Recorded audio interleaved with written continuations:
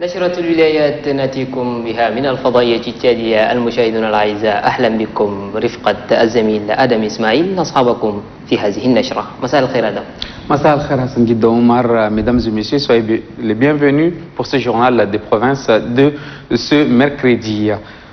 La gouverneure de la province de Hadjar Lamis, Dr Hawa Othman Nadjamé, a présidé hier dans la salle multimédia de la mairie de Massakori un atelier de la mise en place du comité provincial du suivi de la dite province. Il s'agit de la présentation de l'état d'avancement des activités du projet d'amélioration des moyens d'existence à l'ouest du Tchad, Pamelot. Abdelaziz Omar Hassaballah. Cet atelier, qui prend en compte le comité provincial d'action, CPA, et le comité départemental d'action, CDA, a commencé par les mots de bienvenue du maire de la ville de Massakori, Koro Mohamed Kosso. L'objectif de l'atelier, selon la conseillère technique principale, Adelène Cartier, est la présentation de l'état d'avancement des activités du projet en question dans la province de Hadjar Lamis et l'installation du comité provincial et celle du départemental. Le PAMELOT vise à améliorer les conditions de coexistence pacifique dans 11 communes sélectionnées des provinces de Hadjar Lamis, du Bahar El Ghazal et du Kanem. Les projets à 4 étapes d'action complémentaires qui sont le renforcement des capacités des structures administratives et communales en matière de planification participative du développement local, l'amélioration participative de revenus des jeunes de 16 à 35 ans, la création de conditions de l'amélioration d'une gestion pacifique de conflits et la création d'une amélioration de la situation économique. Pour le gouverneur de la province de Hadjar Lamis, Dr Hawa Othman Nadjamé, ce projet va impulser l'émergence du pays à travers l'exécution des projets de développement durable. Après la présentation d'état d'avancement des activités du projet, un comité provincial et départemental a été mis sur pied.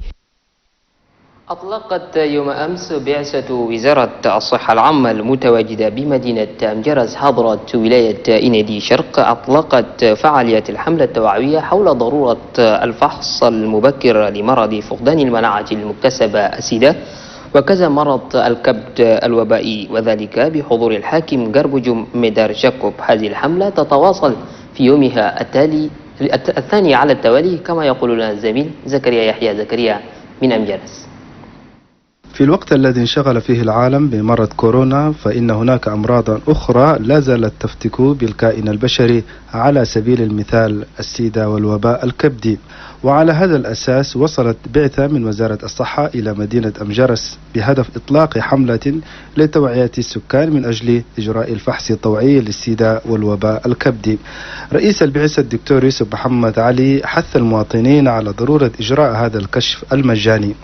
كل الشعب ده دايرين عشان يهتموا بصحتهم، كل واحد خلي بالي بشيء عنده ولا ما عنده، ده المهم. دونك تعرفوا الجراثيم ده كان دخل في جسم الانسان، ممكن الانسان يقعد سنه وسنتين ثلاثه ممكن ما بيحس قدر ان الجسم في جسمه، الا بسبب التحاليل التست السيرولوجيك اللي يقولوا ده كان صور ان شاء الله كان في جسمه يظهر يعرف كيف عنده جراثيم في جسمه. لدى كلمته بهذه المناسبة، والي ولاية إنادي الشرق قربجم ميدار جاكوب حيا جهود وزارة الصحة في مكافحة مرض المناعة المكتسبة، خاصة مجانية الكشف والعلاج. كما دعا مندوبية الصحة المزيد من الجهد وتوعية المواطنين حول خطورة المرض بولاية إنادي الشرق. من ثم قام الخبير الصحي محمد طاهر آدم بعرض وشرح أسباب ومخاطر الأيدس والوباء الكبدي، مقدما عددا من الإحصاءات بجميع الأراضي الوطنية. انطلقت الحملة رسميا داخل مدينة أمجرس وتستمر لغاية 3 أيام، وبحسب الخبير الصحي فإن عدد المصابين بالأيدس في تشاد بلغ 110,000 مصاب، إلا أن الجهود المبذولة من قبل مشير تشاد خاصة في مجانية العلاج ستحد بلا شك من انتشاره بصورة أوسع على حد تعبيره. La Fondation Grand Cœur La joie dans le cœur des enfants des écoles primaires et maternelles de la province du Moyen-Chari. Ce matin, elle a organisé à Sar une cérémonie de remise des kits scolaires. C'est en présence du gouverneur de la province du Moyen-Chari, Djiber Younous. Un récit de Varé Ladjé. C'est sous le strict respect des gestes barrières que la Fondation Grand Cœur organise cette cérémonie de remise des kits scolaires au profit des élèves des établissements publics de la province du Moyen-Chari. Sont concernés par ce geste de la première dame, Hinda Dibitno, les élèves des niveaux maternels et ceux des cours élémentaires des différents établissements publics. L'école est la deuxième maison de tout enfant scolarisé. Il y passe généralement 5 heures par jour pour accomplir des tâches scolaires telles que la lecture, l'écriture ou encore le dessin. C'est la raison pour laquelle la Fondation Grand Cœur a placé son slogan sous le thème « Soutenons l'école tchadien ». Ces kits scolaires touchent 1250 élèves. C'est l'occasion pour le gouverneur de la province du Moyen-Chari, Djiber Younous, de remercier la première dame Hinda Dibitno pour cet acte hautement humanitaire qui cadre avec la volonté politique du maréchal du Tchad, Idrissa Dibitno, chef de l'État, vers la renaissance de l'école tchadienne. De ça, revenons à Moundou, où le directeur général de la gendarmerie nationale, le général des divisions, Djonta Onati Marcel, est en tournée dans la zone méridionale du pays. Il a tenu une réunion de travail à Moundou avec les différents chefs de service de la Légion de la gendarmerie numéro 3 du Logone occidental. Un récit de Mustapha Ouarou. Cette réunion a porté largement sur la sécurité dans la province du Logone occidental. Le directeur général de la gendarmerie nationale, le général de division Djonta Marcel Oinati, relève que la province du Logone occidental, comme les autres, est en proie au conflit agriculteur-éleveur. La gendarmerie est régulièrement sollicitée lorsqu'il survient un conflit. Pour cela, le directeur général de la gendarmerie nationale recommande la neutralité et l'impartialité du personnel de la gendarmerie. Le problème du vol des bétails et du phénomène d'enlèvement des personnes contre rançon n'a pas été perdu de vue par le chef de la gendarmerie nationale. Pour faire échec à cette criminalité, il a donné une stratégie à ses hommes. Le général de division Djonta Marcel Oinaiti a demandé aux gendarmes de travailler à proximité avec la population dont ils ont la mission de la protéger. Il a en outre invité la population à collaborer avec les forces de sécurité afin de maintenir la paix. Le directeur général de la gendarmerie nationale, par ailleurs coordonnateur du sous-comité défense et sécurité Covid-19, a déploré le comportement de la population ayant favorisé de nouveaux cas de contamination ces derniers jours. À cet effet, il invite toute la population à se conformer strictement aux différentes mesures barrières édictées par le gouvernement contre la maladie à coronavirus. Après la réunion, des engins à 2 roues et des personnes qui n'ont pas respecté le couvre-feu arrêtés par les forces de sécurité ont été présentés au directeur général de la gendarmerie nationale. هذا التقرير لزميل مصطفى وارو من مندو ويتعلق بجولة المدير العام لقوات الدرك الوطني المنسق الفرعي للجنة الأمنية الفرعية التابعة للجنة إدارة الأزمة الصحية، وذلك بعد وصولها إلى مدينة مندو حاضرة ولاية لوغون الغربي. الجولة تهدف إلى تقييم الأوضاع الأمنية بالمنطقة. وكما ورد في التقرير، عقد المدير العام لقوات الدرك لقاء مع قوات الدرك بالمنطقة. Lancement dans la province du Borkou du projet d'alimentation en eau potable et assainissement en milieu semi-urbain et rural. Ce projet vise à mettre en œuvre à travers l'ONG APDSC des outils d'information, d'éducation et de communication en assainissement et eau potable. Le coup d'envoi des travaux a été donné par le secrétaire général de la province du Borkou, Yudo Adoum.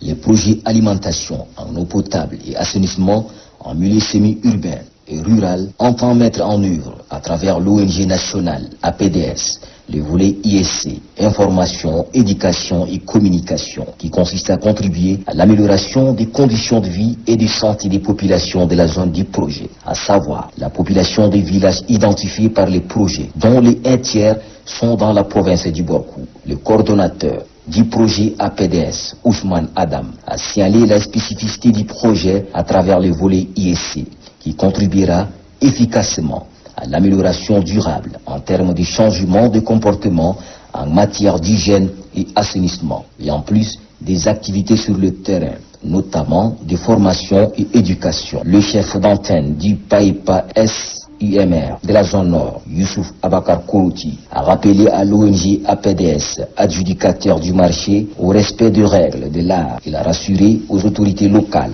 Il s'en chargera du suivi strict du projet APDS afin de triompher les objectifs du projet.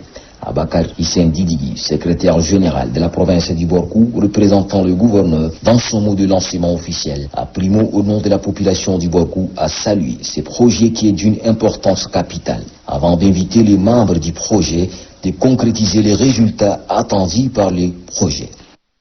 La province du Mayo-Kébi-Est est dotée des plans de contingence contre les inondations. Un plan qui a été élaboré par la Croix-Rouge du Tchad en collaboration avec la Croix-Rouge française. C'est dans le cadre du projet de renforcement de la résilience des populations et institutions locales face au risque des catastrophes dans les zones rurales et urbaines du Tchad.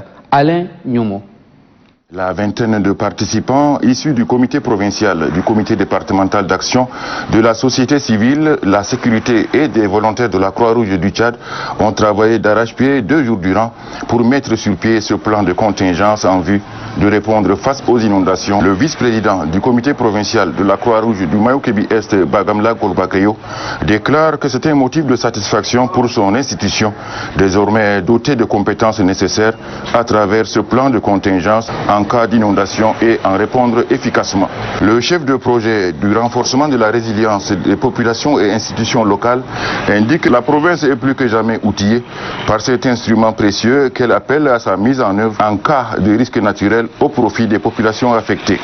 Le secrétaire général de la Croix-Rouge du Tchad, Koumo Gopina Andreas, précise pour sa part que le dit plan requiert seulement révision et réactualisation pour faire face à tous les risques, quelle que soit leur nature, surtout que le Mayo-Kébi-Est est très souvent exposé aux inondations en saison des pluies, avec comme corollaire le déclenchement des épidémies.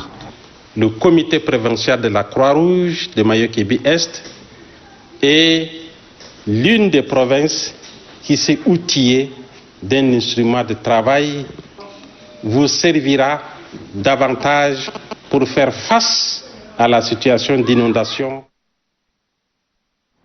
من ولاية مايوكي بشرق إلى ولاية حجر لميس، حيث شهدت مدينة ماسكوري حاضرة الولاية فعاليات الورشة التي نظمت بهدف اعتماد الخطة الخاصة بتأسيس لجنة ولائية لمتابعة عمل مشروع تحسين الأوضاع الاجتماعية في مناطق غرب البلاد. الورشة أطلقتها رسميا حاكم الولاية الدكتورة حواء عثمان جامع.